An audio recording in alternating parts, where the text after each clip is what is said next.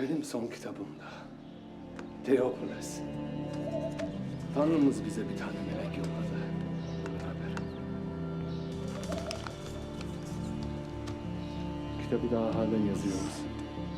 হেই Theophil, আমার আগের বইতে আমি সেই সব বিষয় লিখেছি যেগুলি যিশু সম্পন্ন করতে ও শিক্ষা দিতে শুরু করেছিলেন।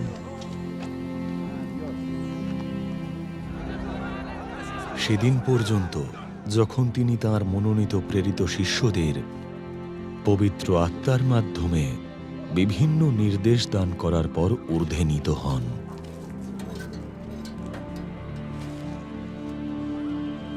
তাঁর কষ্ট ভোগের পর তিনি এসব মানুষের কাছে নিজেকে দেখা দিলেন এবং বহু বিশ্বাসযোগ্য প্রমাণ দিলেন যে তিনি জীবিত আছেন। 40 দিন অবধি তিনি তাঁদের কাছে দেখা দিলেন এবং ঈশ্বরের রাজ্য সম্পর্কে শিক্ষা দিলেন।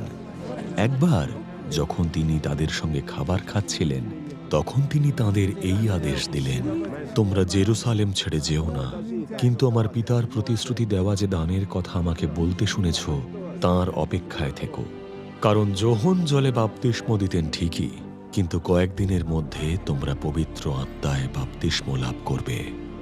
পরে তাঁরা যখন একত্র মিলিত হলেন, তাঁরা তাকে জিজ্ঞাসা করলেন, প্রভু, আপনি কি এই সময় ইসরায়েলীদের কাছে রাজ্য ফিরিয়ে দিতে চলেছেন?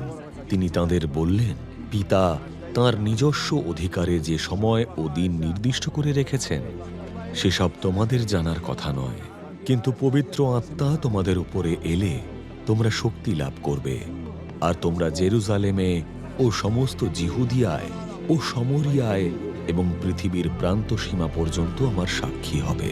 এ কথা বলার পর তাঁকে তাদের চোখের সামনেই স্বর্গে তুলে নেওয়া হলো।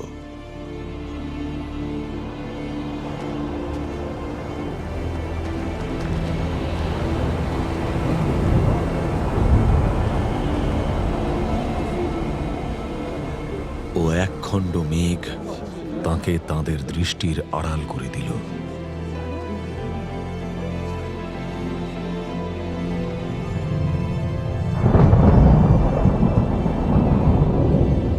তিনি যখন যাচ্ছিলেন, তাঁরা অপলক দৃষ্টিতে আকাশের দিকে তাকিয়েছিলেন। তখন হঠাৎই সাদা পোশাক পরে দুজন পুরুষ তাঁদের পাশে এসে দাঁড়ালেন। তাঁরা বললেন, হে গালিলীয়রা, তোমরা এখানে কেন আকাশের দিকে তাকিয়ে দাঁড়িয়ে আছো? এই একই যিশু, যাকে তোমাদের মধ্য থেকে স্বর্গে নিয়ে যাওয়া হলো, তাকে যেভাবে স্বর্গে যেতে দেখলে ঠিক সেইভাবেই তিনি ফিরে আসবেন। এরপর তাঁরা জলপাই পর্বত নামক পাহাড় থেকে জেরুসালেমে ফিরে এলেন। নগর থেকে তা ছিল এক বিশ্রাম দিনের হাঁটা পথ। তারা যখন নগরে পৌঁছালেন, তাঁরা উপরতলার সেই ঘরে গেলেন যেখানে তাঁরা থাকতেন। সেখানে উপস্থিত ছিলেন পিতর, যোহন, জাকব ও আন্দ্রিয়, ফিলিপ ও থোমা, বর্থলোময় ও মথি, আলফের ছেলে জাকব এবং জিলট দলভুক্ত সিমন ও জাকবের ছেলে জিহুদা। তাঁরা সকলে এবং কয়েকজন মহিলা, যিশুর মা মরিয়ম ও তাঁর ভাইরা একযোগে প্রার্থনায় ক্রমাগত লেগে রইলেন।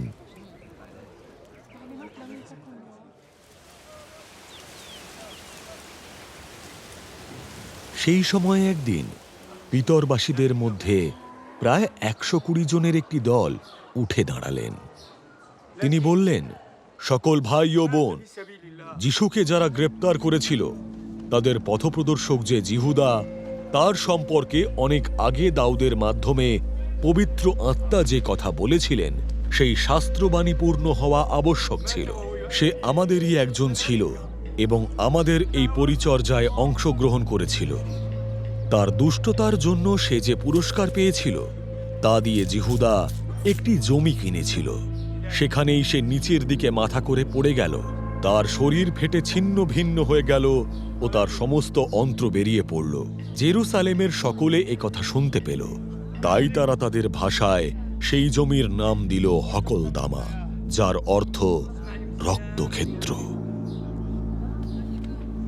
পিতর বললেন, বস্তুত গীত সংহিতায় লেখা আছে, তার বাসস্থান শূন্য হোক, সেখানে বসবাস করার জন্য যেন কেউ না থাকে, আবার অন্য কেউ যেন তার নেতৃত্বের পদে নিযুক্ত হয়। অতএব প্রভু যীশু যতদিন আমাদের সঙ্গে বাস করেছিলেন এবং সেই সময় আমাদের মধ্যে যারা উপস্থিত ছিলেন তাদেরই একজনকে মনোনীত করা আবশ্যক, অর্থাৎ যোহনের বাপ্তিস্ম দেওয়ার সময় থেকে শুরু করে আমাদের মধ্য থেকে যিশুর স্বর্গে নিত হওয়ার সময় পর্যন্ত, কারণ এদেরই মধ্যে একজন ব্যক্তিকে আমাদের সঙ্গে তার পুনরুত্থানের সাক্ষী হতে হবে। তখন তারা দুজনের নাম প্রস্তাব করলেন। বারসব্বা নামে আখ্যাত যোসেফ, ইনি জুষ্ট নামেও পরিচিত ছিলেন, ও মথিও। তারপর তারা প্রার্থনা করলেন, প্রভু, তুমি সকলের অন্তর জানো, আমাদের দেখিয়ে দাও এই দুজনের মধ্যে তুমি কাকে মনোনীত করেছ যে এই প্রৈরিতিক পরিচর্যার ভার গ্রহণ করবে, যা জিহুদা ত্যাগ করে তার যেখানে যাওয়া উচিত ছিল সেখানে গিয়েছে। পরে তাঁরা গুটিকাপাত করলেন ও মথিয়ের নামে গুটি উঠল। এইভাবেই তিনি সেই 11 জন প্রেরিত শিষ্যের সঙ্গে যুক্ত হলেন।